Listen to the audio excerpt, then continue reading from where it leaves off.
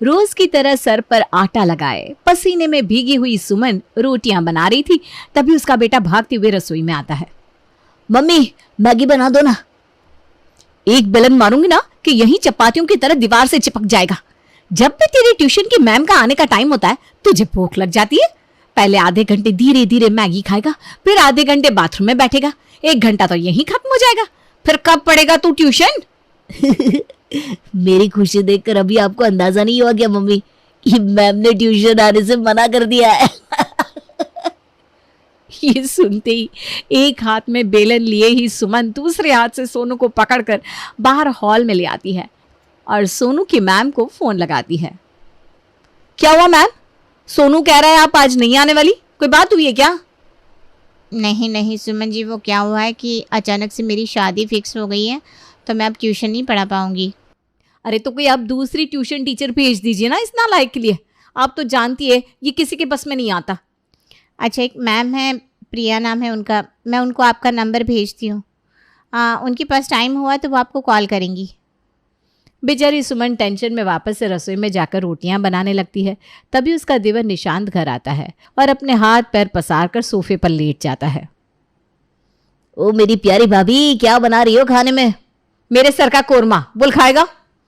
मैंने तो कुछ बोला भी नहीं भाभी, क्या बात हो गई? सोनू ने बदमाशी की है क्या? क्यों सोनू, क्यों परेशान करती है अपने टीचर को? वो भाग जाएगी ना? भाग जाएगी नहीं, भाग गई। यूं तो कह रही थी कि उसकी शादी लग गई है, पर मुझे विश्वास है जरूर इसमें तेरा ही हाथ होगा। अरे बाहर जाकर क्यों नहीं पटाता लड़कियों को? घूम फिर कर तुझे सोनू की ट्यूशन टीचर ही दिखती है क्या? मार दी होगी आंख तूने। भले ये अपने बाप पर गया है बहू, पर ये किसी लड़की को देखकर आंख वाँख नहीं मारता। अरे भाई, आज तक तो इसके बाप ने मुझे देखकर आंख नहीं मारी, तो ये क्या किसी को आंख मारेगा? और वैसे भी ना ये टीचर बिल्कुल गवार थी। 1+1 2 बोलती थी। 1+1 तो 2 ही होता है ना माँ? अरे भाई 1+1 2 ही सिखाएगी तो ये 1 और 1 मिलकर 11 करना कैसे सीखेगा? यही फेर कर करके तो तेरे बड़े भाई ने 1 से 3 दुकानें कर ली और तू यहीं बैठा रह गया। फिर तो 1 और 1 3 सिखाना चाहिए था मैडम को। अरे कैसी मैडम ढूंढ कर लाती है बहू। अच्छा हुआ चली गई। सुमन तो ये सुनकर अपना सर ही पकड़ लेती है। हे भगवान, अब इस घर में एक ट्यूशन टीचर के साथ साथ एक बहू भी भेज दो। इतना टॉर्चर, इतना काम मुझसे बर्दाश्त नहीं होता। इन सब के बीच में टेंशन में मैं टकली हो जाऊंगी। वो सब तो ठीक है बहू, टकली होने से खाने का कोई संबंध नहीं है। खाना तो तू हाथ से बनाती है ना। तो ये था सुमन का परिवार, जहां अपने नटखट देवर और शैतान बेटे के पीछे सुमन का पूरा दिन निकल जाता था। बाकी जो रात बचती तो उसमें सांस खींचने के लिए एक सांस तो थी। रात के 1 बजे प्रेमा सुमन के कमरे में आती है, जहां सुमन आराम से हाथ पैर फेंक कर खर्राटे ले रही थी। अरे बहू सुनना, मेरा पेट साफ नहीं हो रहा, जरा दूध गर्म करके दे दे। रात के 1 बजे आपको पेट क्यों साफ करना है मम्मी जी? अभी अभी तो बिस्तर पर आकर पड़ी थी, आंख भी नहीं लगी कि आपने खुलवा दी। चलिए देती हूँ। बेचारी सुमन ना ही दिन में आराम कर पाती थी ना ही रात को। अगली सुबह सुमन को प्रिया का कॉल आता है और वो सोनू को ट्यूशन पढ़ाने के लिए राजी हो जाती है। अब रोज प्रिया सोनू को ट्यूशन पढ़ाने आती, पर अपनी भाभी के स्ट्रिक्ट इंस्ट्रक्शंस के कारण जब भी प्रिया घर आती निशांत अपने कमरे में ही रहता। मुझे समझ में नहीं आता, जब भी मैं आती हूँ ये लड़का कमरे में जाकर क्यों बैठ जाता है? कहते ना, हमारी नजरें उसे ही ढूंढती है जो हमसे छुपना चाह रहा हो। प्रिया थी तो खूबसूरत, आज तक उसे देखकर कभी किसी लड़के ने मुंह नहीं फेरा था, पर यहाँ प्रिया की नजर जब भी निशांत पर पड़ती तो निशांत आगे बढ़ जाता और यही चीज प्रिया का ध्यान खींच लेती है। वो सामने से जाकर निशांत से बात करना शुरू कर देती है। निशांत तो अंदर से बेकरार था ही और इसी में दोनों का अफेयर शुरू हो जाता है और 2 महीने बाद निशांत सभी के सामने इस बात को रख देता है। तो ये हो रहा था मेरे पीठ पीछे, तुझे कोई नहीं मिलती, ले देकर मेरे सोनू की ट्यूशन टीचर ही मिलती है। अरे बहू, तो कौन सा इस सब से तेरी ट्यूशन टीचर हाथ से चली गई? अब तो तेरी देवरानी अपने सोनू को फ्री में पढ़ा देगी, पैसे भी बचेंगे। ऊपर से दिन भर घर पर भी रहेंगे तो 1 घंटे का ट्यूशन का वक्त 24 घंटे में बदल जाएगा। जब चाहे डाउट पूछ लेगा सोनू। संडे को भी कोई ऑफ नहीं भाभी, सोचो बम्पर ऑफर, महा धमाका सेल। अरे तू ही तो भगवान से हाथ जोड़ जोड़ कर देवरानी की प्रार्थना करती थी।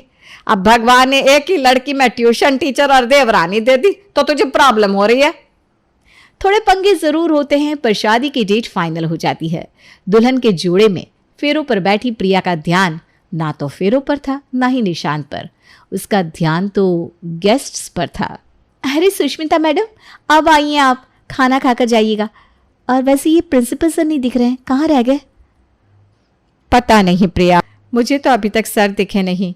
आपने उन्हें बुलाया तो था ना? अरे बुलाया था मैम, बुलाया था। मिठाई का डिब्बा भी लेकर गई थी, पर वो क्या है ना, सर को शुगर है। मुझे लग रहा है कहीं वो नाराज़ तो नहीं हो गए मिठाई देखकर। ऐसे ही ना बड़ी मुश्किल से मैं स्कूल में पढ़ा रही हूँ, कहीं सर मुझे निकाल ना दे। आज तुम्हारी शादी है प्रिया, क्या स्कूल की इतनी टेंशन ले रही हो? छोड़ो ना ये सब। तभी फेरे शुरू हो जाते हैं। दूल्हा दुल्हन फेरों के लिए उठते हैं और पंडित जी मंत्र पढ़ना शुरू करते हैं।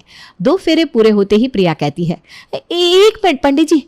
अरे रोहन की मम्मी, इनको भी ना सिर्फ खाने से मतलब है, चाउमीन छूटे तब तो इधर देखेगी। प्रिया की आवाज़ सुनकर रोहन की मम्मी वहां आती है। अरे मैम आप यहाँ, मैं कब से ढूंढ रही हूँ आपको, फेरे भी शुरू हो गए। हाँ, रात के 11 बज रहे, फेरे तो शुरू होने ही वाले थे। वो मैं क्या कह रही हूँ, मैंने ना बहुत बार आपको कॉल किया पर शायद आपका नंबर बंद हो गया है। ये लीजिए, इस पेपर पर मैंने अपने ससुराल का एड्रेस लिख दिया है, आप रोहन को इस एड्रेस पर भेज दीजिएगा। ये बहू तो कुछ ज्यादा ही काम काजी निकली महेश जी। अब काम का तो ध्यान रखना ही पड़ेगा, वो भी खासकर जब आप खुद टीचर हो। और इस तरह प्रिया के फेरे संपन्न होते हैं और वो पहुंचती है अपने ससुराल। कमरे में निशांत अपनी पत्नी के बगल में आकर बैठ जाता है। ये क्या हरकत है? ये वही तो हरकत है जो पति पत्नी के साथ करता है। मैं उस हरकत की बात नहीं कर रही हूँ। बाहर से आए हैं हम और तुम उसी चप्पलों में कमरे में आ गए। जाओ चप्पल खोल कर आओ, फिर बाथरूम में जाओ, नहाओ, उसके बाद मेरे पास आओ। क्या? It's my order, remove your slippers right now.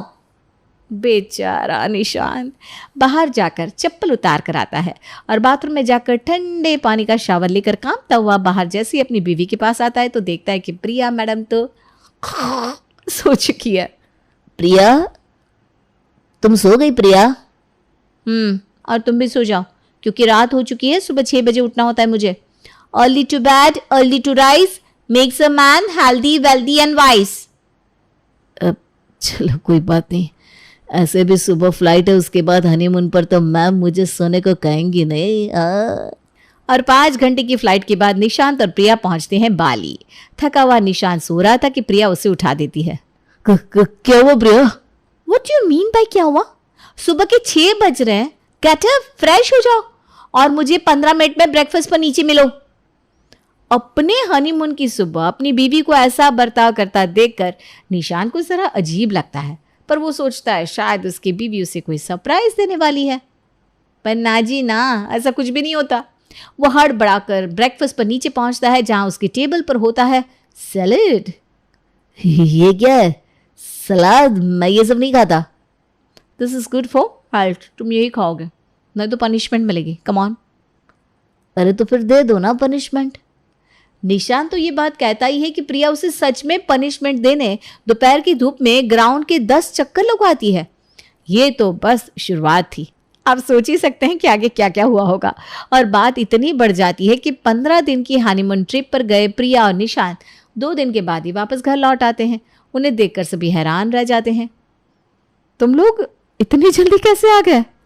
खुशखबरी होगी बेटा, ऐसे में बाहर देश में कहाँ रहता बेचारा, बहू को लेकर वो भी अकेला। उफ, आप तो अलग ही है मम्मी जी, एक दिन में आती है क्या गुड न्यूज़।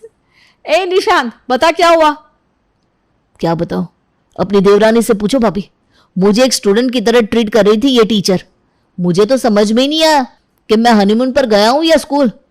ये कहकर गुस्से में निशांत अपने कमरे में चला जाता है। कन्वर्सेशन को बीच में छोड़कर चला गया। भाभी, ये कोई मैनर्स है क्या? आप ही बताओ। अरे तू उसे छोड़ बहू, अब तू आ गई है तो चल अपनी पहली रसोई की रस्म कर ले।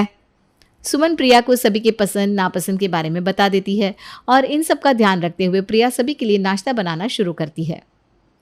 शगुन की रसोई ही तो बनानी है, बहू कुछ ज्यादा ही देर नहीं लगा रही। वही तो पापा जी, एक सब्जी और पराठे, और कुछ बोला भी नहीं मैंने उसे बनाने।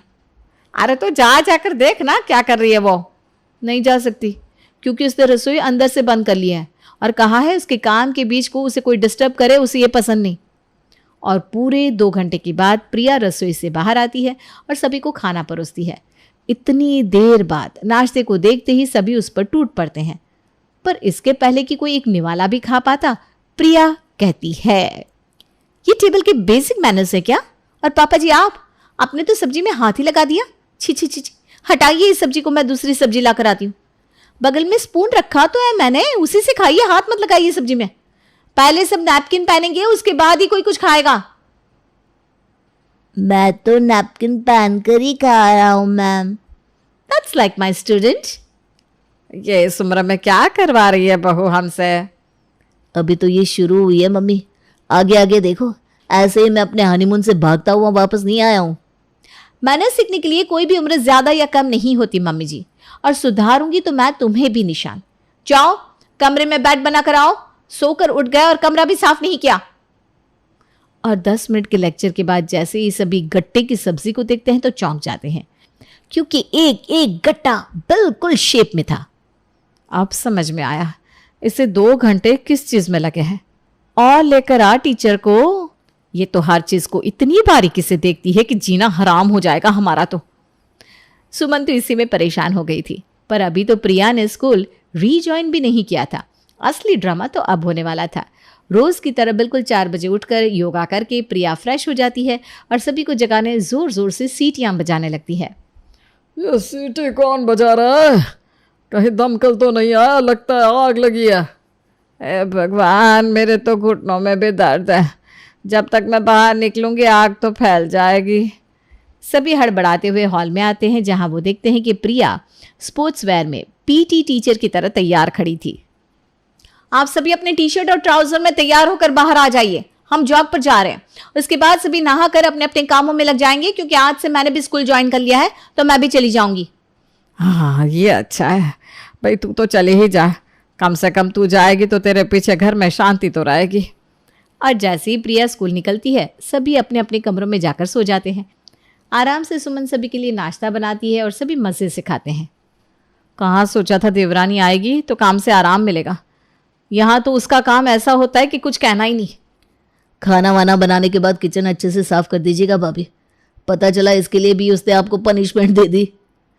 अरे तू बहू का छोड़ और अपना देख। मुझे तो लगता है तू हनीमून से वापस आया है, इसलिए बहू गुस्से में ऐसा कर रही है। हो सकता है। अरे अभी नहीं है, ज़्यादा कुछ कहने गए तो पता चला निशान को छोड़कर चली गई। नहीं, फिर मेरे सोनू का क्या होगा? प्रिया के आते ही तू उसे मना ले भाई।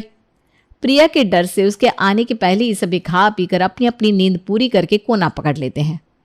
अरे वाह, घर तो बड़ा साफ साफ लग रहा है। चलो अच्छी बात है, साफ रखना भी चाहिए।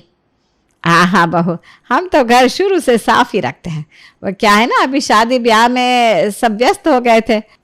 अच्छा बेटा, अब निशान से बिना अपनी नाराजगी छोड़ दे। आखिर पति पत्नी हो तुम दोनों। हाँ प्रिया, भूल जाओ ना सब कुछ।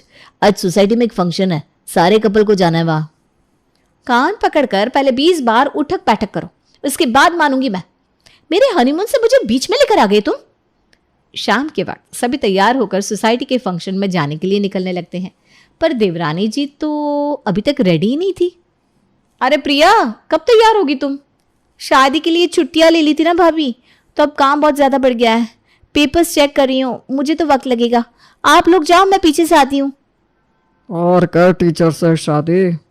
अच्छा है ना पापा जी, कमरे में कॉपी चेक करती रहेगी तो हम आराम से बाहर एंजॉय करेंगे, वरना वहाँ भी उंगली करती है।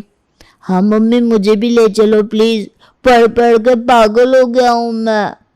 मज़ा ही मज़ा होगा, स्कूल वाले इसे दिन भर बिजी रखे इस तरह। सभी खुशी खुशी पार्टी में पहुंचते हैं। धीरे धीरे एंजॉयमेंट बढ़ रही थी कि अचानक पुलिस की गाड़ी का सायरन सुनाई देता है। लगता है कोई छेड़खानी हुई है। इसके पहले कि पुलिस खाने का काउंटर बंद कर ले, खाकर निकल लेते हैं। पैसे दिए है भाई हमने। और सुमन का परिवार जल्दी से जल्दी जितना हो सके खाना शुरू कर देता है। तभी पुलिस अंदर आ जाती है। क्या शोरगुल हो रहा है यहाँ? कंप्लेन आई है हमारे पास। पूरी सोसाइटी तो यही है, कंप्लेंट किसने कर दी? कौन है भाई जिससे हमारी खुशी बर्दाश्त नहीं हो रही? कोई प्रिया स्कूल टीचर है। ले, तेरी बीवी ने किया है कंप्लेंट? मुझे लगा ही ये काम बस वही कर सकती है। जिंदगी हराम कर दी है इस लड़की ने। सोसाइटी के वॉचमैन को इतनी उंगली करती है कि परेशान होकर बेचारा छुट्टी पर चला गया। और अब ये। तभी प्रिया बाहर आती है और सभी बच्चों का हाथ पकड़कर अपने घर ले जाने लगती है। कल टेस्ट है ना तुम्हारी सोनू।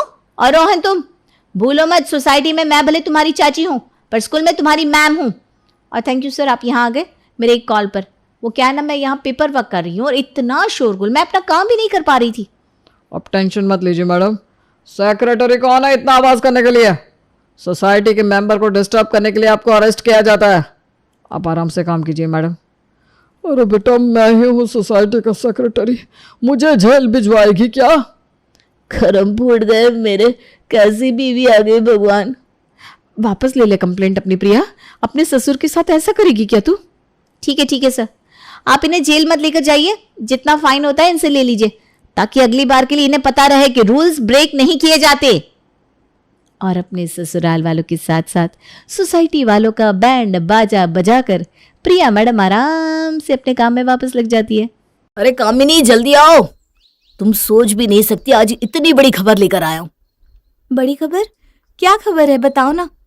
जिस दिन के लिए मैंने इतनी मेहनत की है ना, आज वो सपना सच होने जा रहा है। मेरी कंपनी मुझे लंदन भेजने के लिए तैयार हो गई है। ओह माय गॉड विकास, मुझे तो यकीन ही नहीं हो रहा। ये तो बहुत खुशी की बात है। आई थिंक हमें सेलिब्रेट करना चाहिए। पति के विदेश जाने का रास्ता साफ होते ही जैसे कामिनी के भी पैर खुशी से जमीन पर नहीं पड़ रहे थे। विकास, एक बार गांव में माँ बाबू जी को फोन कर दो ना, उन्हें भी तो पता होना चाहिए ना, तुम्हारी लाइफ का इतना बड़ा दिन है। देखो कामिनी, वैसे तो कंपनी मुझे 3 सालों के लिए भेजना चाहती थी, लेकिन मेरा इरादा विदेश में ही सेटल होने का है। 3 साल के बाद मैं अपना रिक्रूटमेंट लंदन वाले ऑफिस में ही करवा लूँगा। मैं सोच रहा हूँ माँ बाबूजी अकेले यहाँ क्या करेंगे, बात कर लेता हूँ, उनको भी अपने साथ ही ले चलते हैं। तुम ठीक कह रहे हो, तुम उनके इकलौते बेटे हो। अगर तुम ही विदेश चले जाओगे तो वो यहाँ अकेले रहकर करेंगे भी क्या। तुम ऐसा करो, फोन करके उन्हें पहले बता तो दो। पत्नी की बात सुनकर विकास अपने पिता को फोन मिलाता है। नमस्ते बाबूजी, कैसे हैं आप? मैं तो ठीक हूँ बेटा, तुम बताओ तुम दोनों कैसे हो? तुम्हारी और बहू की नौकरी कैसे चल रही है? मेरी नौकरी बहुत अच्छी चल रही है बाबूजी। आज आपको एक खुशखबरी देने के लिए फ़ोन किया है। अच्छा, क्या खुशखबरी है बेटा? बाबूजी, मुझे कंपनी विदेश भेज रही है। मैं और आपकी बहू अगले महीने लंदन जा रहे हैं। अरे वाह, ये तो बहुत अच्छी खबर है बेटा। हमारी तो यही दुआ है कि तुम खूब तरक्की करो, आगे बढ़ो। माता पिता को इससे और ज़्यादा क्या चाहिए? बाबूजी, मैं अकेला तरक्की नहीं करूँगा। अब बस बहुत रह लिया आपने अकेले गांव में। आप और माँ भी मेरे साथ ही चल रहे हैं। अब जब मैं ही यहाँ नहीं रहूँगा तो आप अकेले गांव में रहकर करेंगे क्या? मेरे साथ लंदन चलिए, वहाँ पर सुकून की जिंदगी बिताइए। आखिर क्या रखा है इस गांव में? अरे नहीं बेटा नहीं, मैंने तुम्हें पढ़ाया लिखाया, हमेशा यही चाहा कि तुम आगे बढ़ो और तरक्की करो, लेकिन मैं अपना गांव छोड़कर कहीं नहीं जा सकता। मैं तो अपने गांव में ही ठीक हूँ। अरे बाबूजी, अब जिद छोड़ दीजिए ना। मुझे समझ में नहीं आता आखिर अपना गांव आप क्यों नहीं छोड़ना चाहते? अरे बेटा, ऐसे ही सब गांव छोड़कर चले जाएंगे तो गांव का भला कभी नहीं हो पाएगा। इसीलिए मैंने सोचा है कि मैं गांव में रहकर ही यहाँ की समस्याओं पर काम करूँगा। अरे बाबूजी छोड़िए ना, आपको क्या ज़रूरत पड़ी? आपने जीवन भर इतनी मेहनत की है, अब आपका बेटा और बहू अच्छा पैसा कमा रहे हैं। हमें इतना सुनहरा अवसर मिला है कि हम विदेश के अच्छे माहौल में जाकर अपना जीवन बेहतर बनाएं। फिर आप इस गांव में रहकर अपना बाकी का जीवन खराब क्यों करना चाहते हैं? नहीं बेटा नहीं, ये तो अपनी अपनी समझ की बात है। तुम्हें गांव को छोड़े एक लंबा वक्त गुजर गया है, इसलिए शायद गांव की तरफ मुड़कर देखना तुम्हें समय की बर्बादी लग सकता है, लेकिन ये मेरा गांव है, मैंने यहीं जन्म लिया है, मैं इसे नहीं छोड़ सकता। तुम खुशी खुशी लंदन जाओ, मेरा और तुम्हारी माँ का आशीर्वाद तुम्हारे साथ है। फोन रखने के बाद मुझे समझ में नहीं आता बाबूजी को इस गांव से इतना लगाव क्यों है। अरे जब मेरी बेंगलुरु में नौकरी लगी तभी मैंने बाबूजी से कहा था कि अब गांव छोड़कर मेरे पास आकर आराम से अपनी जिंदगी बिताए, लेकिन वो तो अपने गांव से हिलने को तैयार ही नहीं है। तब तो मुझे भी ऐसा लगा कि शायद वो अपने दोस्तों के बीच में अच्छा महसूस करते होंगे, इसलिए मैंने ज्यादा जोर जबरदस्ती नहीं की। लेकिन कामिनी, अब तो मैं हमेशा के लिए विदेश जाने वाला हूँ। आज भी बाबूजी को मुझसे ज्यादा अपना गांव ही प्यारा है। उन्होंने हमारे साथ जाने के लिए मना कर दिया। तुम अपना मूड खराब मत करो विकास। बाबूजी की जैसी इच्छा है तुम्हें उसे खुशी खुशी मान लेना चाहिए। अच्छा एक काम करते हैं, लंदन जाने से पहले कुछ दिन के लिए गांव चलते हैं। तुम भी कुछ समय माँ बाबूजी के साथ बिताओगे तो तुम्हें अच्छा लगेगा। शायद तुम ठीक कह रही हो। हम गांव चलते हैं, कुछ दिन माँ बाबूजी के साथ बिता लेते हैं, क्योंकि वो तो शहर आने से रहे। इसके बाद हमेशा हमेशा के लिए हम लंदन शिफ्ट हो जाएंगे। तुम भी अपने लिए वहीं पर कोई जॉब ढूंढ लेना। पूरी प्लानिंग बनाने के बाद कामिनी और विकास गांव के लिए निकल जाते हैं। गांव पहुंचकर अरे बाबूजी, ये कैसी हालत हो गई है गांव की? पहले तो इतनी बुरी कंडीशन नहीं थी जितनी अब दिखाई दे रही है। जगह जगह कूड़े के ढेर लगे हुए हैं, सड़कें इतनी खराब है कि इस पर गाड़ी चला पाना ही मुश्किल हो रहा था। गांव की हालत इतनी बुरी क्यों है? अब तो आ गया है ना बेटा, सब अपनी आंखों से ही देख लेना। अरे अभी क्या गांव की बातें लेकर बैठ गया। चल तू बैठ, मैं तेरी माँ से कहकर चाय नाश्ता लगवाता हूँ। लंबा सफ़र करके आए हो दोनों, थक गए होंगे। हाँ बाबूजी, थकान तो बहुत हो गई है। पहले हम नहा धो लेते हैं, थोड़ी थकान उतर जाए, उसके बाद चाय पी लेंगे। लेकिन बेटा इस समय तो पानी नहीं आ रहा होगा, तुम नहाओगी कैसे? पानी तो सुबह ही आता है। अरे माँ, पानी की टंकी लगवाई तो थी, आप लोग उसको भरकर नहीं रखते हो क्या? टंकी भरने के लिए पानी में प्रेशर भी होना चाहिए ना बेटा। सप्लाई का पानी इतना धीरे धीरे आता है कि उसे किसी तरह अपने काम चलाने लायक पानी भर पाते हैं। छत तक पानी चढ़ ही नहीं पाता। अरे बाबूजी, तो सप्लाई के पानी में इतनी प्रॉब्लम है, आपको बताना चाहिए था ना, आंगन में बोरिंग करवा देते। कोई फायदा नहीं बेटा, यहाँ का ग्राउंड वाटर पीने लायक नहीं है। एक दो जगह बोरिंग हुई है, हर जगह केमिकल वाला पानी ही निकलता है। माँ की बात सुनकर विकास के माथे पर चिंता की लकीरें खींच गई थी। तब तो बड़ी समस्या की बात है बाबूजी। अपने सरकारी दफ्तर में शिकायत दर्ज नहीं कराई कि आपके यहाँ पानी की इतनी समस्या हो रही है? अरे बेटा, शिकायत तो दर्ज कराई, लेकिन इतनी जल्दी सुनवाई कहाँ हो रही है, और हम बूढ़े लोगों की सुनता ही कौन है। अरे बाबूजी, तो ये सब काम तो जवान लोगों को करना चाहिए ना। गांव में रहने वाले जवान लोगों को कोई समस्या नहीं हो रही है, उनको भाग दौड़ करनी चाहिए। सरकारी दफ्तर में लिखित में शिकायत लिख कर दे तो कार्यवाही क्यों नहीं होगी? बेटा, इस गांव में कोई भी जवान रहता ही कहाँ है।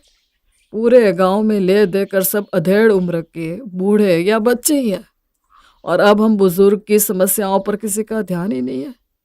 ऊपर से बेटा, गांव में पढ़े लिखे लोग ही कितने हैं, उन्हें तो अपने हक और अधिकार के बारे में कुछ पता ही नहीं। क्या बात कर रहे हैं बाबूजी?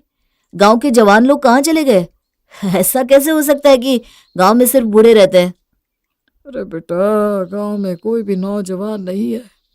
जैसे तुझे पढ़ने के लिए हमने बाहर भेज दिया था, उसी तरह गांव के सभी परिवार अपनी जमीन जायदाद गहना गिरवी रखकर अपने बच्चों को इस गांव के नर्क से निकालने के लिए बाहर भेज देते हैं। एक बार बच्चे पढ़ लिख जाते हैं तो उनकी अच्छी नौकरी लग जाती है, और वो देश विदेश में अपना नाम कमाने लगते हैं। बेटा, सच्चाई तो यही है ना, जो एक बार गांव से बाहर निकल जाता है वो कभी गांव की ओर मुड़कर नहीं देखता।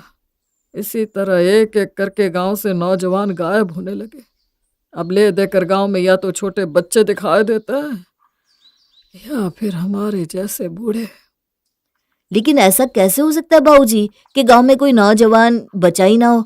अरे कोई तो होगा जो थोड़ा कम पढ़ा लिखा होगा, या जो शहर नौकरी या पढ़ाई करने ना गया हो। यहाँ जो थोड़ी बहुत खेती की जमीन थी वो भी धीरे धीरे फैक्ट्री के केमिकल के असर से बंजर हो गई। अब ना यहाँ पानी पीने लायक है, ना जमीन खेती करने लायक, ना कोई फैक्ट्री है, ना रोजगार है। बच्चे यहाँ रहकर करे भी तो क्या करें। इसलिए माँ बाप किसी तरह पैसों का इंतजाम करके बच्चों को बाहर भेज देते हैं कि कम से कम उनका जीवन तो संवर जाए। पढ़ ना सके तो मजदूरी ही कर ले, कम से कम 2 रोटी का इंतजाम तो होगा। अरे बाबूजी, जब इतनी समस्या है यहाँ पर तो आप मेरे साथ क्यों नहीं चलते? मैं तो आपसे कह कर थक गया, लेकिन आप टस से मस होने का नाम नहीं लेते। अरे ऐसा क्या है यहाँ जिसे छोड़कर आप यहाँ से जाना नहीं चाहते? ना पीने को साफ पानी है, ना साफ सफाई है, ना साफ हवा है। सांस भी लो तो कूड़े की बदबू से दिमाग सड़ रहा है। कैसे रहते हैं आप यहाँ पर? बेटा, साफ सुथरा घर तो सभी को पसंद होता है, लेकिन घर की सफाई करने में हाथ मैले कोई नहीं करना चाहता। गांव तरक्की करे, गांव की समस्याएं खत्म हो जाए, गांव के नौजवान अपना घर छोड़कर बाहर ना जाए, ये तो सभी लोग चाहते हैं, लेकिन उसके लिए प्रयास कोई नहीं करना चाहता। हमारे जैसे चंद पढ़े लिखे लोग तो अपनी और अपने परिवार की भलाई सोचकर यहाँ से बाहर निकल जाते हैं और फिर कभी लौट कर गाँव की तरफ नहीं देखते। पीछे रह जाते हैं वो अनपढ़, गंवार और बूढ़े लोग जिनके शरीर और दिमाग में अब ताकत ही नहीं बची। मैंने सोच लिया है बेटा, मैं अपना बाकी का जीवन इस गांव की दशा सुधारने में लगाऊंगा। शायद सारी समस्याएं ना भी सुलझा पाऊं, लेकिन किसी एक दो समस्या का भी हल कर पाया तो मैं समझूंगा कि मैंने इस गांव की मिट्टी का कर्ज उतार दिया। बाबूजी की बात सुनने के बाद विकास गहरी सोच में पड़ गया था। कामिनी, ठीक ही तो कह रहे हैं बाबूजी। हम सब कितने स्वार्थी होते हैं ना। जब गांव से शहर पढ़ने के लिए निकलते हैं तो वादा करके घर से निकलते हैं कि एक दिन पढ़ लिख कर अपने परिवार और गांव की स्थिति सुधारेंगे। लेकिन एक बार जब यहाँ से निकलकर खुली हवा में पहुँचते हैं तो गांव, घर, परिवार, मिट्टी सब भूल जाते हैं और सिर्फ अपने बारे में सोचने लगते हैं। मैं इतने सालों से शहर में नौकरी कर रहा हूँ, शायद मैं भी गांव और उसकी समस्याओं को भूल ही चुका था। कितना कठिन जीवन जी रहे हैं गांव के लोग। अगर एक एक करके हर सक्षम आदमी गांव छोड़कर चला जाएगा तब तो गांव की स्थिति में कभी सुधार आएगा ही नहीं। किसी को तो इस गांव की सुध लेनी ही पड़ेगी ना। क्या कर सकते हैं विकास? बाबूजी की बातें सुनकर दुख तो मुझे भी बहुत हुआ है, लेकिन जैसे गांव के हालात है ना, यहाँ रह पाने के बारे में सोचना ही मुझे असंभव लग रहा है। ऐसे माहौल में कोई कैसे रह सकता है? हमारे पास ऑप्शन है कामिनी। हम आज नहीं तो कल बड़े आराम से यहाँ से निकलकर बेंगलुरु, दिल्ली, यहाँ तक कि लंदन भी जा सकते हैं। लेकिन उन गांव के लोगों के बारे में सोचो ना, जिनके पास ना तो पैसे हैं ना ही साधन कि वो अपना घर छोड़कर 2 दिन के लिए भी कहीं बाहर जा सके। वो तो इस गंदगी, बदबू और कूड़े के ढेर के साथ रहने के लिए मजबूर है। उनके दिल पर क्या बीतती होगी। तुम कुछ सोच रहे हो क्या विकास? हाँ, मैंने सोचा है कि मैं अपना लंदन जाने का प्लान कैंसिल कर दूं। लंदन जाकर मेरा काम संभालने वाले कंपनी को बहुत मिल जाएंगे कामिनी, लेकिन गांव में रहकर गांव वालों की समस्या सुलझाने वाला शायद यहाँ पर कोई भी नहीं है। किसी को तो पहल करनी होगी ना। और माँ ने बिल्कुल सही कहा, हम सब सफाई पसंद करते हैं, लेकिन सफाई में अपने हाथ काले करना कोई नहीं चाहता। किसी को तो जिम्मा उठाना ही पड़ेगा ना। अगर 60 साल की उम्र में बाबूजी हिम्मत कर सकते हैं, इस गांव की तकदीर बदलने की कोशिश कर सकते हैं, तो उनका 30 साल का बेटा पीछे कैसे रह सकता है। इस गांव को हमारी ज़रूरत है कामिनी। आज हमारे पास पैसा है, अनुभव है, अच्छी डिग्री है। हमें उसका इस्तेमाल गांव का भविष्य बदलने में करना चाहिए। तो एग्जैक्टली तुम क्या करने वाले हो? सबसे पहले गांव में घूमकर गांव के लोगों की कंडीशन जानेंगे। उसके बाद सरकार को एक लेटर लिखेंगे और पूरे गांव के लोगों से उस पर साइन करवाएंगे, ताकि ये जो गंदगी के ढेर लगे ना जगह जगह, उससे गांव के लोगों को छुटकारा मिल सके। नगर निगम के ऑफिस में जाकर पानी की समस्या के लिए चिट्ठी लिखूंगा और ये केमिकल फैक्ट्री को गांव के बॉर्डर से दूर हटवाऊंगा। केमिकल फैक्ट्री की वजह से यह गांव पूरी तरह से बर्बाद हो गया है। बहुत मुश्किल होगा ये सब। तुम्हें पता है ना, सरकारी अफसर भी इतनी आसानी से किसी की बात नहीं सुनते। मुझे पता है कामिनी, 2-4 दिन में होने वाला काम नहीं है ये। एक लंबी लड़ाई लड़नी पड़ेगी, लेकिन हम लड़ेंगे, डरेंगे नहीं, पीछे नहीं हटेंगे। एक एक करके इस गांव की सारी समस्याओं का समाधान निकालना है हमें। खेती की आस छोड़ चुके गांव के किसानों को वापस से खेती से जोड़ना है। लेकिन मैं तुम्हारे साथ कोई जोर जबरदस्ती नहीं करूंगा। तुम चाहो तो शहर जाकर अपनी नौकरी कंटिन्यू कर सकती हो। मैंने इस गांव में जन्म लिया था। कुछ कर्ज है इस मिट्टी का जो मुझे चुकाना है, लेकिन तुम्हारे साथ कोई बाध्यता नहीं है। अगर तुम जाओगी तो मुझे बुरा भी नहीं लगेगा। तुमने ऐसा कैसे सोच लिया कि तुम्हें अकेला छोड़कर मैं शहर जाकर नौकरी करूंगी? अरे सारा पुण्य अकेले कमाना चाहते हो क्या? वैसे भी विकास बाबू, ये जंग इतनी आसान नहीं है कि आप अकेले लड़के जीत जाओ। आपको मेरी ज़रूरत पड़ने वाली है इसलिए मैं यहीं रुक रही हूँ, कहीं नहीं जा रही। एक बार और सोच लो कामिनी। सोच लिया बाबा, जब तुम लड़ने के लिए तैयार हो तो मैं भी तैयार हूँ। अब जो होगा देखा जाएगा। कामिनी गांव में घर घर घूमते हुए, काकी ये छोटे छोटे जो बच्चे घूम रहे हैं कौन है? मेरे पोता पोती हैं। तो उनके मम्मी पापा कहाँ हैं, उन्हें बुलाइए। बेटा वो तो यहाँ नहीं रहते, पढ़े लिखे नहीं थे तो शहर में जाकर मजदूरी करते हैं। जो पैसा मिलता है वो घर बेचते हैं, उससे हमारा खर्चा चलता है। अच्छा काकी, आप नहीं चाहती कि आपके बच्चे आकर यहाँ गांव में वापस रहें? नहीं चाहती तो हूँ, मेरा बेटा बहुत जल्दी से पैसा जमा कर ले ताकि शहर में अच्छा सा मकान खरीद ले और हम सब भी उनके पास जाकर सुख से रहे। अरे क्या है इस गांव में जो मैं चाहूँगी कि बेटा आकर इस गांव में रहे? पीने को साफ पानी तक नहीं मिल रहा। और अगर आपको साफ पानी, खाना, रोजगार सब गांव में मिलने लगे तो क्या तब भी आप नहीं चाहेंगे कि आपके बेटा बहू आपके पास रहे? अपने बेटे का मुंह देखे हुए 1 साल बीत जाता है। साल भर में 1 दिन या 2 दिन के लिए बेटा घर आता है। कौन सी माँ नहीं चाहेगी कि वो अपने बेटे को अपनी आंखों के सामने रखे? लेकिन क्या करे बेटा, ये सब बात जो तूने बताई ना, वो हमारे लिए सपने की तरह हो गई है। अब इस जन्म में तो इस गांव से कोई उम्मीद ना है हमें। काकी ऐसे हिम्मत नहीं हारते, हम है ना आपके लिए कुछ करना चाहते हैं, सिर्फ आपके लिए नहीं, इस पूरे गांव के लिए। मैं और मेरे पति विकास, हम दोनों मिलकर गांव के लिए काम करेंगे। आप लोगों की जितनी भी समस्या है ना सब सुलझाएंगे, चाहे जितना भी समय लगे, चाहे जितनी भी मुश्किल आए, लेकिन आप सबका जीवन हम बेहतर बनाकर रहेंगे। बस आपको इस कागज पर अपना अंगूठा लगाना है। ये चिट्ठी हम सरकारी दफ्तर में जाकर जमा करेंगे और इसमें हमने ये लिखा है कि आप सभी को गांव में कितनी समस्याएं हैं और सरकार उन समस्याओं की ओर ध्यान दे।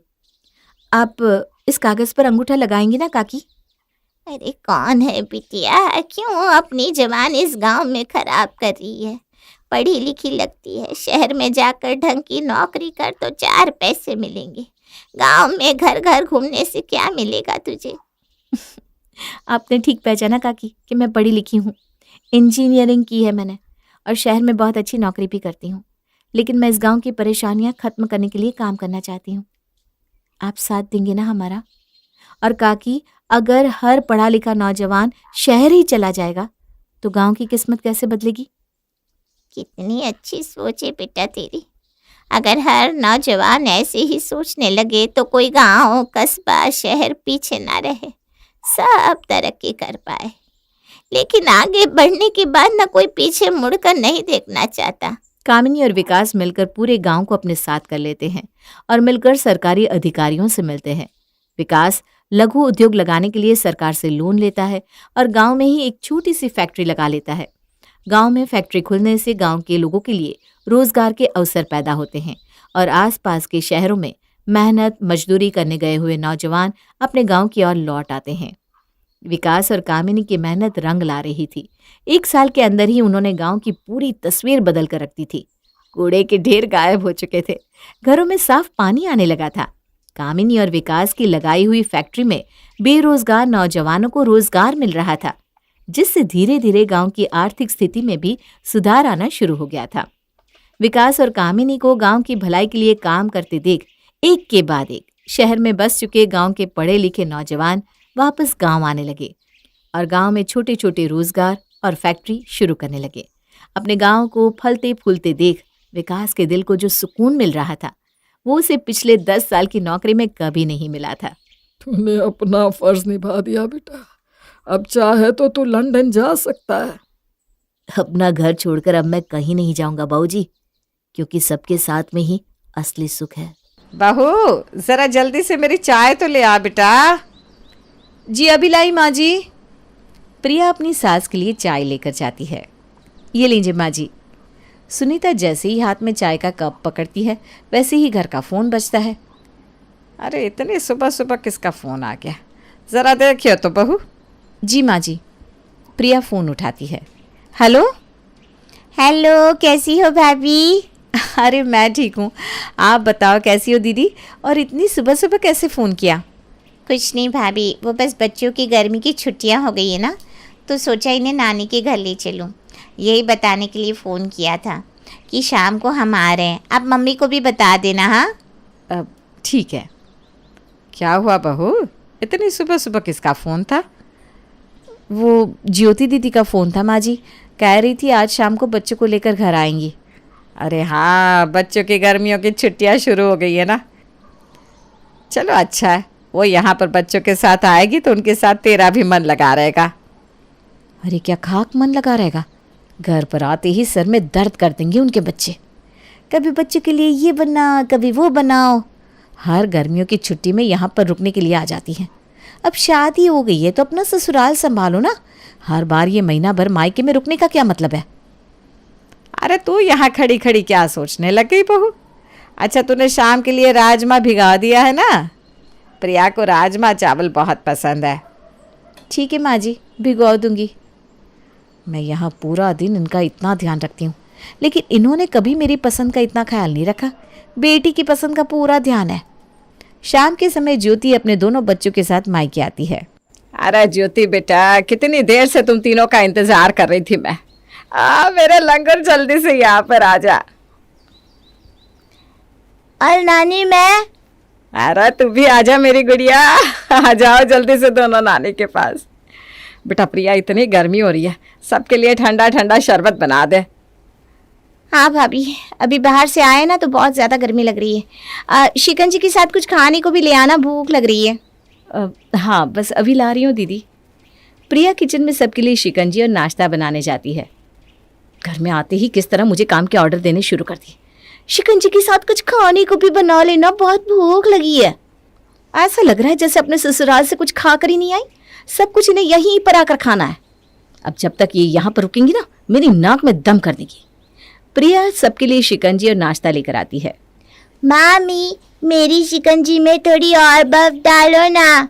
और मामी, मेरे लिए फ्रेंच फ्राइज बनाओ ना, साथ में बर्गर भी। क्या बर्गर, और वो भी घर पर? अरे बेटा, अभी ना घर पर बर्गर बनाने का सामान भी नहीं है। अरे ये तो इसी तरह बकवास करता रहता है। कोई बर्गर फ्रेंच फ्राइज नहीं मिलेंगे तुझे खाने के लिए। मामी ने जो बनाया है वही चुपचाप खा। और तुझे कितनी ठंडी शिकंजी पीनी है, हाँ, जो इसमें और बर्फ डलवा रही है? फिर गले में दर्द होगा तो रोते हुए मेरे पास आएगी। इनको और कुछ देने की ज़रूरत नहीं भाभी। ठीक है दीदी। अरे बेटा, दीपक कब तक आएगा? ज़रा उसे फ़ोन करके पूछ कहाँ पर रह गया। अब मैंने अभी थोड़ी देर पहले ही उन्हें फ़ोन किया था मम्मी जी, बस अभी आने ही वाले होंगे। अरे ये लो आ गए। मामू आ गए, मामू आ गए। मामू, ये आपके हाथ में क्या है? इसमें कुछ खाने को है क्या? इसके अंदर तुम दोनों के लिए बर्गर और कोल्ड ड्रिंक है, और इसके अंदर गर्मा गर्म समोसे और पनीर वाली जलेबियां हैं। अरे वाह दीपक, पनीर की जलेबियाँ। मेरा तो कितने दिनों से खाने का मन कर रहा था, लेकिन मेरे ससुराल की यहाँ तो पनीर वाली जलेबियाँ मिलती ही नहीं है। मुझे पता है दीदी, इसीलिए तो मैं स्पेशली आपके लिए ये जलेबियाँ लेकर आया हूँ, और पूरी 1 किलो है। अब आराम से खाना, कल और ले आऊँगा। प्रिया, तुम सबके लिए ये सब प्लेट में निकाल कर ले आओ। जी ला रही हूँ। प्रिया सब कुछ प्लेट में लाकर सर्व कर देती है। अरे भाभी, आप भी तो खाओ ना। ये पनीर की जलेबी तो इतनी टेस्टी है, एक बार खा के देखो तो सही। नहीं दीदी, मेरा कुछ भी खाने का मन नहीं है, आप खा लो। अरे ऐसे कैसे तुम्हारा खाने का मन नहीं है? जब भी कभी समोसे और जलेबी लेकर आता हूँ तो सबसे पहले तुम ही तो खाने के लिए बैठ जाती हो, और आज तुम्हारा खाने का मन नहीं कर रहा। तुम्हारी तबीयत तो ठीक है ना? हाँ, मेरी तबीयत को भला क्या होगा, बस आज दिन में खाना खाया तब से कुछ खाने का मन नहीं कर रहा। आप सब खा लो ना। चलो कोई बात नहीं, जब तुम्हारा मन करे तो बता देना, तुम्हारे लिए फिर से ले आऊँगा। प्रिया चिढ़कर वहाँ से चली जाती है। कुछ देर बाद रात के खाने का समय हो जाता है। पहले तो घर में सिर्फ 3 लोगों का ही खाना बनाना पड़ता था, लेकिन अब 6 लोगों का खाना बनाना पड़ेगा। एक तो पहले इतनी गर्मी है, ऊपर से इतने लोगों का खाना। इन्होंने तो हर गर्मियों की छुट्टियों में मेरा जीना हराम करने की कसम खाई हुई है। मुझे तो लगता है ज्योति दीदी काम से बचने के लिए हर गर्मियों में यहाँ पर रुकने के लिए आ जाती है, ताकि उन्हें खुद के घर का कोई काम ना करना पड़े। क्योंकि मायके में तो काम करने के लिए भाभी है। मुझे तो बिल्कुल नौकरानी समझा हुआ है। कुछ देर में खाना बनकर तैयार हो जाता है तो ज्योति किचन में आती है। भाभी, अगर खाना बनाने में कुछ मदद चाहिए तो मैं आपकी मदद कर देती हूँ। नहीं दीदी, कोई मदद नहीं चाहिए, खाना तो बनकर तैयार हो गया। इतनी गर्मी में तुमने अकेले इतने लोगों का खाना बना लिया। अरे मुझे बता देती पहले तो मैं भी तुम्हारी मदद करवा देती। मुझे लगा अभी 8 बजे है तो तुम अभी खाना बनाने जाओगी। पहले मम्मी इसी टाइम खाना बनाती थी ना, तो मुझे यही टाइम याद रह गया। अरे कोई बात नहीं ना दीदी। अच्छा चलो, तुमने खाना बना लिया है तो मैं खाना खाने के बाद सारे बर्तन धो दूंगी। तुम बर्तनों के लिए परेशान मत होना। अरे नहीं नहीं दीदी, मैं सारे बर्तन खुद धो लूँगी, आपको परेशान होने की ज़रूरत नहीं है। आप चलिए, मैं खाना लेकर आती हूँ। ठीक है। मुझे क्या पता नहीं ये बर्तन धोने के लिए क्यों बोल रही है, ताकि सबको दिखा सके कि मेरी भाभी मुझसे बर्तन धुलवाती है। अरे आपकी माँ तो आज से 5 साल पहले खाना बनाती थी, उसके बाद 5 साल से मैं ही तो खाना बनाती हूँ, और मेरे खाना बनाने का टाइम भी इन्हें याद नहीं। अरे खाना बनवाने में मदद करने का इतना ही शौक था तो पहले क्यों नहीं आई खाना बनवाने। आई बड़ी मदद करने वाली, यहाँ पर आकर ये मेरा काम ही बढ़ा सकती है, मदद करना तो बहुत दूर की बात है। प्रिया सबके लिए टेबल पर खाना सर्व करती है। मामी आपने खाने के साथ बूंदी का रायता बनाया? मुझे खाने के साथ बूंदी का रायता भी चाहिए। अरे क्या हो गया बेटा, तेरी मामी अभी तेरे लिए बूंदी का रायता बना देगी। अरे नहीं भाभी, कोई ज़रूरत नहीं है रायता बनाने की, इसकी तो आदत खराब हो चुकी है। जब घर में रायता बनाती हूँ तो कभी रायता नहीं खाता, और अब इसे रायता खाना है। तुम कुछ और मत बनाओ प्रिया, बैठ जाओ, तुम भी खाना खा लो। अरे क्या रहने दो दीदी, आप इतने टाइम बाद तो घर पर आती हो, और मेरे भतीजे ने एक रायता खाने की फरमाइश कर दी, तो क्या उसकी ये फरमाइश भी हम पूरी नहीं करेंगे। जाओ प्रिया, तुम रायता बना कर ले आओ। अब हाँ ठीक है। प्रिया गुस्से से भरी हुई किचन में रायता बनाने जाती है। जब खुद का बेटा कभी अपने घर में रायता नहीं खाता तो यहाँ आकर रायता खाने की क्या जरूरत है। मुझे पता है दीदी नहीं बोला होगा, मामी आए ना तो रायता खाने के लिए बोल देना। और ऊपर से ये दीपक जी, एक बार इनकी बहन और भतीजा भतीजी घर में आ जाए उन्हें तो बिल्कुल सर पर ही बिठा लेते हैं। प्रिया सबके लिए रायता बनाकर लेकर आती है। सब लोग खा पी कर अपने अपने कमरे में चले जाते हैं। क्या बात है प्रिया, इतने गुस्से में क्यों लग रही हो? मैं कहाँ गुस्से में हूँ, मैं तो आराम से बैठी हुई हूँ। वैसे भी मेरी किसी बात से आपको क्या फर्क पड़ता है। मेरे लिए तो कभी खुद से मेरी पसंद की चीजें लेकर नहीं आते, और अपनी बहन क्या आती उनकी पसंद की पनीर की जलेबी समोसे सब लेकर आ गए। अरे ये तुम कैसी बात कर रही हो प्रिया, तुम्हारे लिए भी मैं कितनी बार कुछ ना कुछ खाने के लिए लेकर आता रहता हूँ। अब दीदी इतने दिन बाद आई है तो उनके लिए कुछ ना कुछ तो अच्छा लेकर आऊंगा ना। अरे रहने दो, साल में 2 बार इनके बच्चों की छुट्टियां होती है। अभी पूरा 1 महीना यहाँ पर रहकर जाएंगी, फिर जब सर्दियों में इनकी 15 दिन की छुट्टियां होंगी तो दोबारा यहाँ आ जाएंगी।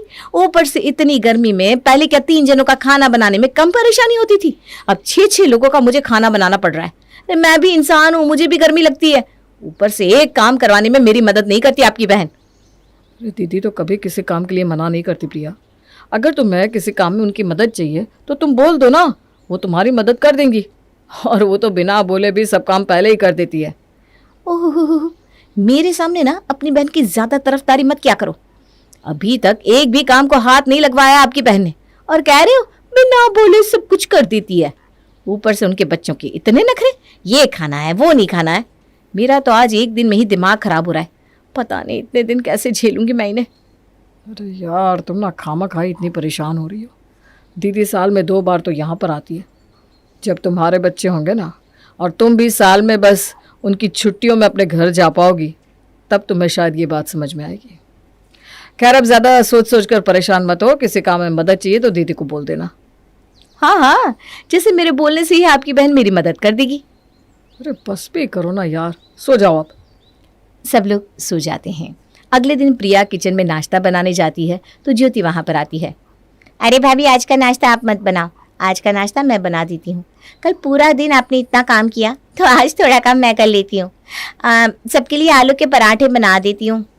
अरे लेकिन दीदी मैंने रात को छोले भिगो कर रखे थे कि सुबह सबके लिए छोले भटूरे बना दूंगी, और भटूरे के लिए आटा भी गूंथ दिया है। श्रेया ने मुझसे कहा था कि मामी सुबह छोले भटूरे बना देना। श्रेया का छोले भटूरे खाने का बहुत मन था ना। अच्छा तो फिर ठीक है, मैं छोले भटूरे बना देती हूँ, तब तक तुम जाकर कुछ और काम कर लो। अरे जाओ भी, इतना क्या सोच रही हो मैं बना दूंगी।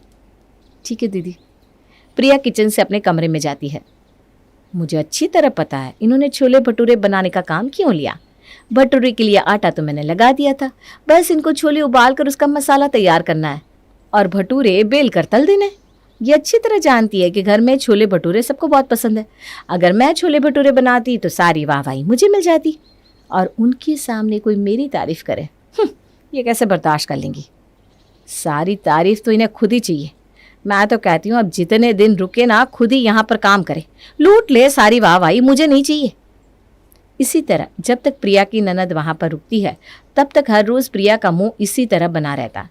हालांकि उसकी ननद हमेशा उसकी मदद करने के लिए उससे काम बांट लेती थी, लेकिन प्रिया के मन में तो हमेशा उसके लिए गलत ही आता था। अच्छा सुनो प्रिया, मैं दीदी के लिए ये 2 साड़ी और 2 सूट लेकर आया हूँ, और बच्चों के लिए ये कपड़े। सब ठीक तो लग रहा है ना, कोई कमी तो नहीं है ना? हे भगवान, इतना खर्चा करने की क्या जरूरत थी? पैसे पेड़ पर उगते हैं क्या जो इतना सब ले आए? अरे 1 सूट 1 साड़ी दे देते तो भी चल जाता। 2 सूट 2 साड़ी की क्या जरूरत है? और बच्चों के लिए भी इतने सारे कपड़े? मुझे तो समझ में नहीं आता, अपना सब कुछ इन पर ही लुटाना है क्या आपको? अरे तुम तो हद करती हो प्रिया।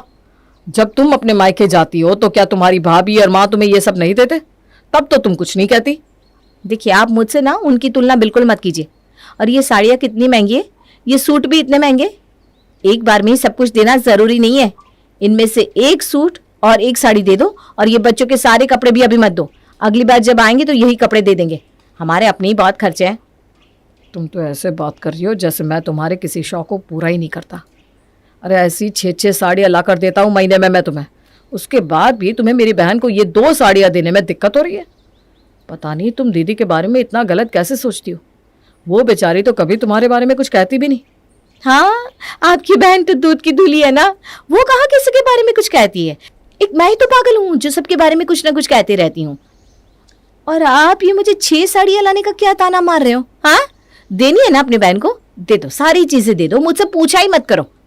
आपका तो बस नहीं चलता, वरना आप सब कुछ ना उन लोगों पर ही लुटा दो। दिमाग खराब कर दिया मेरा। प्रिया की इन बातों से दीपक भी परेशान हो जाता है, इसलिए वो अपनी बहन को जाते हुए उन कपड़ों में से आधे कपड़े ही देता है। तुम ये सब जो करती हो ना प्रिया, देखना एक दिन तुम्हें उसका बहुत पछतावा होगा। दीदी को लेकर तुम्हारी सोच बिल्कुल भी ठीक नहीं है। मुझे पता था, घूम फिर कर बात तो मेरे ऊपर ही आएगी। मुझे आपसे कोई बात ही नहीं करनी। ऐसे ही समय बीतता है, लेकिन प्रिया अपनी ननद से चिढ़ने की अपनी इस आदत को नहीं सुधारती। कुछ महीनों बाद प्रिया कंसीव करती है। अब तो मेरा 8वां महीना चल रहा है, ठीक से कुछ काम भी नहीं होता। मम्मी जी की भी तबीयत ख़राब है, पता नहीं सब कुछ कैसे मैनेज होगा। भाभी से बात की थी, लेकिन उन्होंने कहा कि उनकी भाभी भी प्रेग्नेंट है, तो वो उनके पास गई हुई है। मम्मी तो इस उम्र में मुझे संभाल नहीं पाएगी। समझ में नहीं आ रहा सब कुछ कैसे होगा। देखो तुम इतनी परेशान मत हो, मैं दीदी को फ़ोन कर देता हूँ।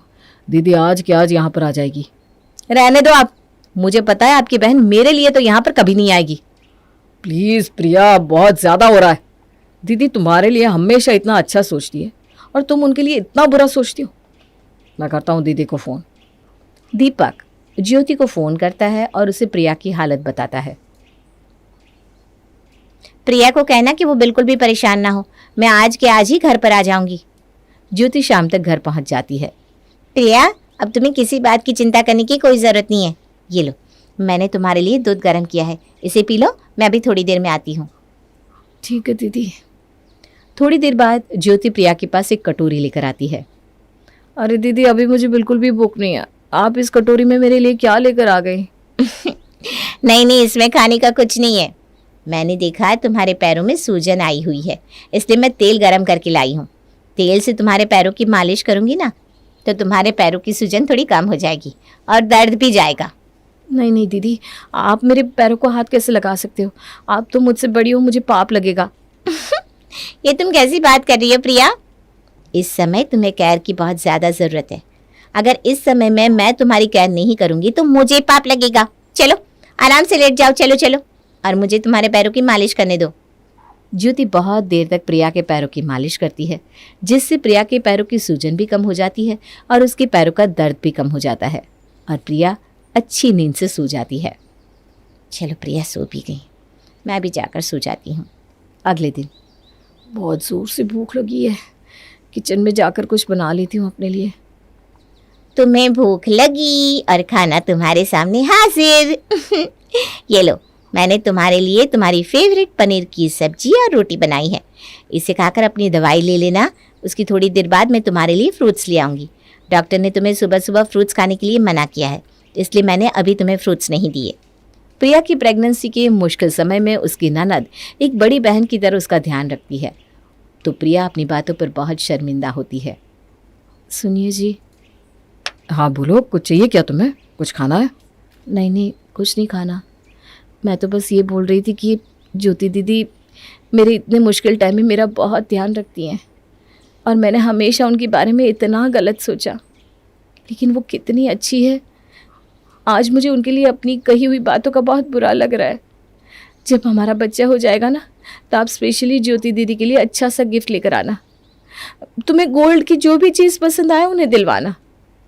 जब मेरा ध्यान रखने के लिए मेरे पास कोई नहीं था, तब दीदी ही मेरा ध्यान रखने के लिए मेरे पास आई। ये तो बहुत अच्छी बात है प्रिया कि आखिर तुम्हें समझ में आ गया कि दीदी के मन में तुम्हारे लिए कितना प्यार है। चलो, देर आए दुरुस्त आए, अंत भला तो सब भला। इस तरह प्रिया के मन में अपनी ननद के लिए हमेशा होती कुड़कुड़ गहरे प्यार में बदल जाती है, और अब वो अपनी ननद के साथ बड़ी ही खुशी खुशी मिलजुल कर रहने लगती है। अपने ससुराल के गेट पर बैठकर बिलख बिलख कर रो रही थी। मेरे ससुराल वालों ने मुझे घर से बाहर निकाल दिया। मेरी तो किस्मत ही फूटी है। मुझसे तो कोई प्यार ही नहीं करता। इतनी बुरी हूँ क्या मैं? सभी आस पड़ोस वाले नव्या को यूं रोता हुआ देख रहे होते हैं, और तभी उन सबकी नजर उसके हाथ की चोट के निशान पर जाती है। अरे नव्या बेटा, तुम्हारे हाथ पर ये चोट का निशान कैसा है? बेलन लगा है जोर से। हे भगवान, बेचारी लड़की, इसके घर वालों ने इस पर बहुत अत्याचार किया है लगता है। हाँ, इसे बेलन से मारकर घर से बाहर भी निकाल डाला। कितने बेरहम लोग हैं। ऐसे लोगों को तो मार मार कर उनका भरता बना देना चाहिए। मुझे लगता है कि हमें पुलिस को बुलाना चाहिए। इस बेचारे को इंसाफ तो मिलना ही चाहिए, वरना इसके ससुराल वाले इसका जीना दुश्वार कर देंगे। हाँ बहन जी, आप बिल्कुल सही कह रही हैं। रुकिए, मैं अभी पुलिस को फ़ोन लगाता हूँ। कुछ ही देर बाद मोहल्ले में पुलिस की वैन आती है, और पुलिस ऑफिसर सीधे नव्या के ससुराल में घुसकर उसके पति अद्वैत को डंडे से मारने लगते हैं। क्यों रे, बहुत मर्दानगी दिखाता है क्या बीवी को मारकर? हाँ, ये ले ले ले, ये मारेगा और मारेगा, बोल। रुकिए, अरे रुकिए इंस्पेक्टर साहब, रुकिए तो। अरे रुक जाइए इंस्पेक्टर साहब, मत मारिए मेरे बेटे को, इसकी कोई गलती नहीं है। मत मारिए भैया को इंस्पेक्टर साहब, प्लीज। इंस्पेक्टर साहब, हमारी बात तो सुनिए। तभी पुलिस इंस्पेक्टर रुक जाते हैं, और सास राजेश्वरी, ससुर बलवंत और ननद डॉली कहते हैं, अरे ऐसे कैसे इंस्पेक्टर हो आप? आपको कुछ पता भी है यहाँ क्या हुआ है? बिना कुछ जाने समझे मेरे बेटे की ही सुताई कर दी। देखिए, उसके शरीर का हर एक भाग लाल हो गया है। नव्या भाभी डायमंड सेट मांगने की जिद कर रही थी, और जब भैया ने मना किया तो वो रोने लग गई, और दोनों में झगड़ा होने लगा। और जिस झगड़े से परेशान होकर राजेश्वरी ने अद्वैत को बेलन मारा, लेकिन तभी नव्या बहू बीच में आ गई और उसके हाथ पर बेलन लग गया, और फिर नव्या रोते रोते बाहर चली गई। लेकिन हमें तो आपके आस पड़ोस वालों ने ये कहा कि आप ही लोगों ने इन्हें बेलन से मारा है और घर से बाहर भी निकाल दिया है। नहीं इंस्पेक्टर साहब, आपको कोई गलतफहमी हुई है। मैंने उन सब से इतना ज़रूर कहा कि मुझे बेलन के लगने से चोट आई है, लेकिन ऐसा नहीं कहा था कि कैसे बेलन लगा मुझे। हाँ, बेचारे इंस्पेक्टर साहब अपना सर पकड़ लेते हैं और वहाँ से चले जाते हैं। नव्या ऐसे ही रोती रहती है और हमेशा विक्टिम यानी कि दुखी बनकर दूसरों को फंसाती रहती है और मुसीबत में डालती रहती है। ओ गॉड नव्या भाभी, आपको ना कुछ भी नहीं आता, ना साफ सफाई करना, ना ही ढंग का खाना बनाना। सीधे देखो कैसे आपने मेरे पराठे को जला दिया है। अब मैं इस जले हुए पराठे को खाऊं क्या? आप ना किसी काम की नहीं हो। जाओ जाकर दूसरा अच्छा वाला पराठा बनाकर लाओ। नव्या रोनी सूरत बनाती है और गुस्से से डॉली के पराठे की प्लेट को रसोई में ले जाकर पटकती है।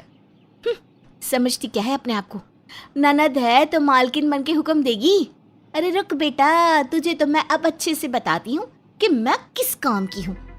नव्या डॉली के कमरे में जाकर उसकी बुक्स की हैंडराइटिंग की कॉपी करके उसी हैंडराइटिंग में एक पेपर पर कुछ लिखती है और बाद में अपनी सारी साड़ियों को जला देती है और उन पर वो लिखा हुआ नोट भी साइड में रख देती है और जोर से रोने का टेप शुरू कर देती है। मेरी साड़ियाँ, डॉली मैंने तुम्हारा क्या बिगाड़ा था। नव्या के रोने की आवाज सुनकर सभी उसके कमरे में आ जाते हैं और तब क्या हुआ नव्या बहू, तुम रो क्यों रही हो? अरे बाप रे, ये तुम्हारी साड़ियाँ किसने जला दी? डॉली ने। डॉली, तूने अपनी ही भाभी के साथ ऐसा क्यों किया? भैया मैंने कुछ भी नहीं किया है। ये देखिए इस चिट्ठी में क्या लिखा है, पढ़िए इसे। अद्वैत उस नोट को पढ़ने लगता है। आपने पराठे जलाए ना, अब देखना भाभी, मैं आपकी साड़ियाँ जलाऊंगी और अगर मेरे हुक्म को सर आंखों पर नहीं रखा तो मैं आपको सांस तक नहीं लेने दूंगी, फिर चाहे मेरे बूढ़े और बेवकूफ़ माँ बाप बीच में क्यों ना आए या वो छछुंदर भाई। ये सब सुनकर राजेश्वरी, बलवंत और अद्वैत तीनों गुस्से से आग बबूला हो जाते हैं। बेशरम लड़की, तू हमारे बारे में ऐसा सोचती है? हम बेवकूफ़ हैं। माँ मेरा यकीन कीजिए, माना कि ये मेरी जैसी ही हैंडराइटिंग है, लेकिन ये सब मैंने नहीं लिखा माँ। और फिर इस तरह नव्या अपनी ननद को उसी के माँ बाप से पिटवा देती है और उसके मन को खूब शांति मिलती है। ऐसे ही रोने का ढोंग रचा रचा कर नव्या दूसरों को दुविधा में डालती रहती। एक दोपहर अचानक से नव्या की माँ कांता और उसके पिता केशवलाल आते हैं और बहुत गुस्से में होते हैं। समधन जी, आपको जरा भी शर्म नहीं आती? अरे मेरी भी एक बहू है, लेकिन मैं उसके साथ इतना अत्याचार तो नहीं करती। नव्या ने रोते रोते हमें वीडियो कॉल पे सब बताया कि कैसे उसकी तबीयत इतनी खराब होने के बावजूद भी आप उससे काम करवा रही हो। नव्या एक कोने में बैठकर रो रही है। उसका सिर्फ सर दर्द हो रहा होता है, लेकिन अपने माँ बाप के सामने रो रो कर वो उनसे अपनी सास को और भी डांट पड़वाती है। देखिए समधी जी, समधन जी, पहले ही कह दे रही हूँ, मेरी फूल सी बच्ची पर इतने अत्याचार करना बंद कर दीजिए, वरना इसका अंजाम बहुत बुरा होगा। अरे लेकिन कांता बहन, मेरी बात तो सुनिए। कांता और केशवलाल वहाँ से चले जाते हैं और राजेश्वरी उनके डर के मारे खुद ही सारा काम करती और थोड़ा काम डॉली से करवाती। अपनी सास और ननद को यूं काम करते देख नव्या बेहद खुश होती है। अब कुछ दिन बीत जाते हैं और नव्या का जन्मदिन आने वाला होता है।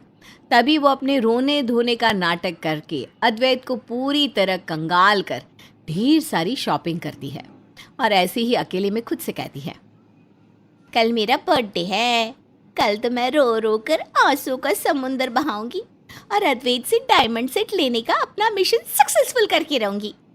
आज तक मेरे रोंदू होने के नाते सभी ने मेरी मदद की है। आखिर रोना ही तो एक ऐसा औजार होता है जो हर किसी के दिल को पिघला दे। रोने की एक्टिंग से ही तो मेरी लाइफ इतनी सुपर्ब है।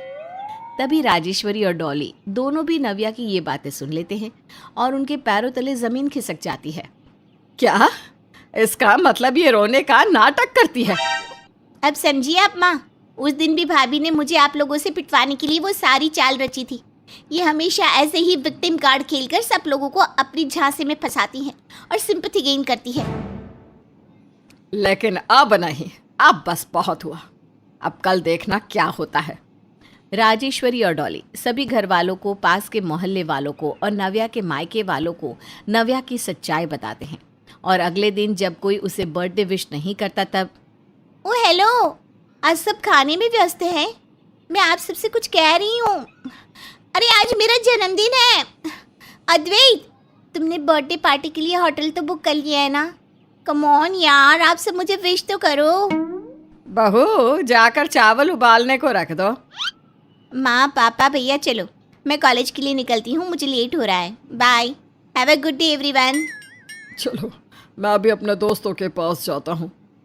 नव्या, चावल उबालने से पहले मुझे वो अलमारी में से मेरी नीले रंग की फाइल ढूंढ कर दे देना। लेकिन मेरा जन्मदिन। सभी अपने अपने काम में व्यस्त हो जाते हैं और कोई भी नव्या को बर्थडे विश नहीं करता।